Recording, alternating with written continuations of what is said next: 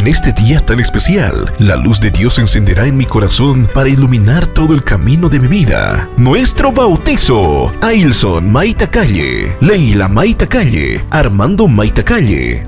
Todo esto agradecido a nuestros queridos padres, William Iván Maita Aro y Lourdes Calle Huanca. Saludan a ustedes muy atentamente y tienen el agrado de invitarles al bautizo de sus queridos hijos, Ailson, Leila, Armando. Un agradecimiento a los queridos padrinos, Cristian Baltasar Hidalgo, Lidia Churqui Canaviri, Elsmer Cuellar Choque, María Luisa Choque Yujra, Wendy Pamela Condori. Deseamos de todo corazón poder contar con la presencia de cada uno de ustedes para juntos celebrar el bautizo de nuestros queridos hijos, que se efectuará el día sábado 13 de enero, a horas 1:30 de la tarde, en la parroquia San Pablo, frente al Mercado Jung. Eres el regalo que tanto buscaba, que tanto pedía. Pasada la ceremonia religiosa, invitan al local Escareño, ubicado en la calle Ecuador, número 240, donde disfrutaremos de los mejores grupos del momento. La presencia de Real Pasión del Perú.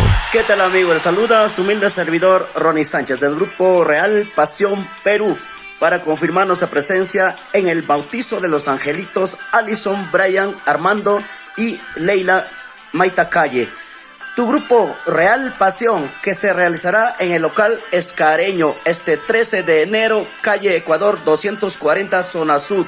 Ahí lanzaremos nuestra primicia 2024. Ahí nos vemos. Tu grupo Real Pasión Perú. No hay más. Es la primera vez que esto me pasa a mí. No entiendo la razón, cómo llegó el amor. Agrupación La Nueva. Ay, de ti en mi año,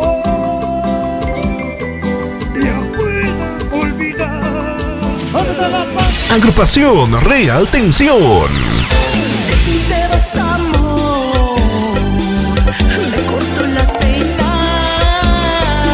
Una invitación especial a nuestros queridos amigos, compadres de Chile, Argentina, Brasil y en especial a nuestra gente del Uribay. Los padres piden disculpas a todos los familiares y compadres que no les llegó la respectiva invitación. Por este medio lo hacemos público, esperando su grata presencia. ¡Los esperamos!